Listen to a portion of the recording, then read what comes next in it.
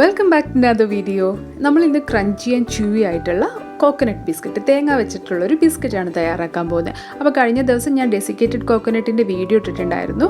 അപ്പോൾ ആ ഒരു ഡെസിക്കേറ്റഡ് കോക്കനട്ട് വെച്ചിട്ടാണ് നമ്മൾ ഇന്ന് ഈ ബിസ്ക്കറ്റ് ചെയ്യാൻ പോകുന്നത്. അപ്പോൾ അതിനായിട്ട് നമുക്ക് 1/2 കപ്പ് നെയ്യ് ആവശ്യമുണ്ട്. ഞാനിപ്പോൾ 1/2 kg ആണ് എടുത്തിട്ടുള്ളത്. നിങ്ങൾക്ക് അതല്ലെങ്കിൽ ബട്ടറും എടുക്കാം കേട്ടോ. മെൽറ്റ് ചെയ്ത് ബട്ടർ ഒരു 1/2 കപ്പ് എടുത്താൽ മതി. എന്നിട്ട് ഇതിലേക്ക് നമുക്ക് പൊടിച്ച പഞ്ചസാര ചേർത്ത് കൊടുക്കണം. ഞാനിപ്പോൾ ഒരു 1/2 കപ്പ് പൊടിച്ച പഞ്ചസാരയാണ് ഇപ്പോൾ ഇവിടെ എടുത്തിരിക്കുന്നത്. അത് നമുക്കിതിലേക്ക് ചേർത്ത് കൊടുക്കാം. പിന്നെ വേണ്ടത് ഒരു 1/4 ടീസ്പൂൺ ഉപ്പും അതുപോലെ 1/4 ടീസ്പൂൺ ബേക്കിംഗ് പൗഡറും വേണം. എന്നിട്ട് ഇതിനെ നമുക്ക് നന്നായിട്ടൊന്ന് യോജിപ്പിച്ചിട്ടെടുക്കണം. ഇനി ഇതിലേക്ക് നമ്മൾ ഡെസിക്കേറ്റഡ് കോക്കനട്ട് ഒരു 1/2 കപ്പ് ചേർത്ത് കൊടുക്കാൻ പോവാണ്. അപ്പോൾ ഡെസിക്കേറ്റഡ് കോക്കനട്ടിൻ്റെ വീഡിയോ കാണാത്തവരുണ്ടെങ്കിൽ താഴെ ഞാൻ ഡിസ്ക്രിപ്ഷൻ ബോക്സിൽ കൊടുക്കാം കേട്ടോ. അതൊന്ന് ചെക്ക് ചെയ്തോളൂ. ഞാൻ കഴിഞ്ഞ ദിവസം അപ്ലോഡ് ചെയ്തിട്ടുണ്ടായിരുന്നു. അപ്പോൾ അതൊരു 1/2 കപ്പ് ഞാൻ എടുത്തിട്ടുണ്ട്. അത് നമുക്കിതിലേക്ക് ചേർത്ത് കൊടുക്കാം. ഇനി വേണ്ടത് 1 കപ്പ് മൈദപ്പൊടിയാണ്.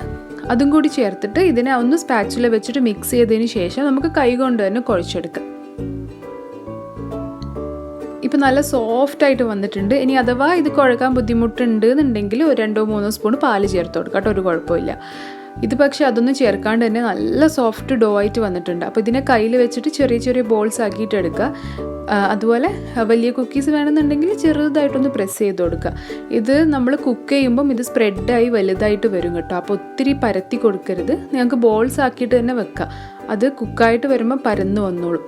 അപ്പം ഞാനൊരു സ്റ്റീൽ പാത്രത്തിൽ കുറച്ച് നെയ്യ് തടവിയിട്ടൊരു ബേക്കിംഗ് പേപ്പർ വെച്ചിട്ടുണ്ട്.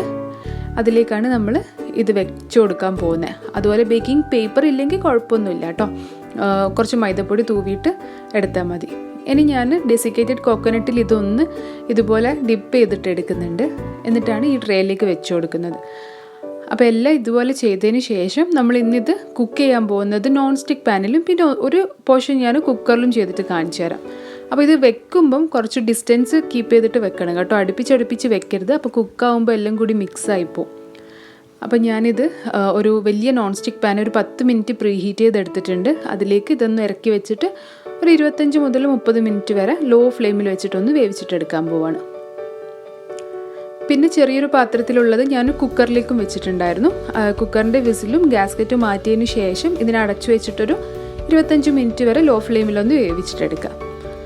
അപ്പോൾ 25 മിനിറ്റിന് ശേഷം ഏകദേശം എനിക്ക് നോൺ സ്റ്റിക്ക് പാനിൽ വെച്ചത് കറക്റ്റ് 30 മിനിറ്റ് എടുത്തു കേട്ടോ. കുക്കറിലുള്ളത് 25 മിനിറ്റ് എടുത്തുള്ളൂ. പക്ഷേ നോൺ സ്റ്റിക്ക് പാനിൽ കറക്റ്റ് 30 മിനിറ്റ് ആയതിനു ശേഷം നമുക്കിത് ഓഫ് ചെയ്തിട്ട് മാറ്റി വെക്കാം. ഇപ്പം കുക്കീസ് നല്ല സോഫ്റ്റ് ആയിട്ടാണ് കേട്ടോ ഉണ്ടാവാൻ. ഒട്ടും കുഴപ്പമില്ല. കാരണം ഇത് കൂളാവുമ്പോഴാണ് ഹാർഡായിട്ട് വരിക. അപ്പോൾ ഞാനൊരു 1/2 മണിക്കൂർ പുറത്ത് ഇതിനെടുത്ത് വെച്ചതിന് ശേഷം ഇത് ചെറുതായിട്ട് ഹാർഡായിട്ട് വന്നിട്ടുണ്ട്. പിന്നെ സാധാരണ ബിസ്ക്കറ്റ് പോലെ ഒത്തിരി ഹാർഡായിട്ടല്ല ഉണ്ടാവുക. ഇതിനൊരു കുറച്ചൊരു ച്യൂയി ആൻഡ് ക്രഞ്ചി ആയിട്ടുള്ളൊരു ടെക്സ്ചറാണ് നമുക്ക് കിട്ടുക ഇതിന്. പിന്നെ ഇപ്പോൾ ഇത് കണ്ടില്ല, ഞാൻ കുക്കറിൽ ചെയ്തത് കുറച്ച് അടുപ്പിച്ചിട്ടാണ് കുക്കീസ് വെച്ച് പോയത്. അതുകൊണ്ട് ഇതൊക്കെ സ്പ്രെഡായിപ്പോയി. അപ്പോൾ നിങ്ങൾ ചെയ്യുമ്പം ചെറിയൊരു ഡിസ്റ്റൻസ് കീപ്പ് ചെയ്തിട്ട് തന്നെ വെച്ച് കൊടുക്കുക. പക്ഷേ കുഴപ്പമൊന്നുമില്ല. നമ്മുടെ വീട്ടിലാവശ്യത്തിന് നമുക്കിതുപോലെ യൂസ് ചെയ്യാം. ഇത് കൂളായി കഴിഞ്ഞാൽ പെട്ടെന്ന് തന്നെ എടുക്കാൻ പറ്റും നമുക്ക്. ഇവ നല്ല അടിപൊളിയായിട്ട് 2 വശവും കുക്കായിട്ട് വന്നിട്ടുണ്ട്. നല്ല ചെറിയൊരു ക്രഞ്ചിനെസ്സും അതുപോലെ ച്യൂയി ആയിട്ടുള്ള അടിപൊളി ബിസ്ക്കറ്റാണ് കേട്ടോ. എല്ലാവരും ഒന്ന് വീട്ടിൽ ട്രൈ ചെയ്ത് നോക്കുക. തീർച്ചയായിട്ടും ഇഷ്ടപ്പെടും. ആ കോക്കനട്ടിൻ്റെ ഫ്ലേവർ ഉള്ള എന്ത് സാധനം നമുക്ക് പൊതുവേ ഇഷ്ടമാണല്ലോ മലയാളികൾക്ക് കഴിക്കാൻ. അപ്പോൾ ഇതും എന്തായാലും തീർച്ചയായിട്ടും നിങ്ങൾക്ക് ഇഷ്ടമാവും. അപ്പോൾ എല്ലാവരും ഒന്ന് ട്രൈ ചെയ്ത് നോക്കുക. എന്നിട്ട് ഫീഡ്ബാക്ക്സ് എന്നെ അറിയിക്കുക. വീഡിയോ ഇഷ്ടമായാൽ ലൈക്ക് ചെയ്യാനും കമൻറ്റ് ചെയ്യാനും ഷെയർ ചെയ്യാനും മറക്കരുത്. അപ്പോൾ മറ്റൊരു വീഡിയോ ആയിട്ട് വീണ്ടും കാണാം. അതുവരേക്കും this is me Nishi signing off.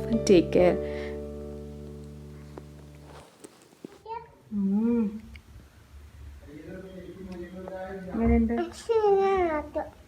ഇത് ഇഷ്ടപ്പെട്ടിനോ?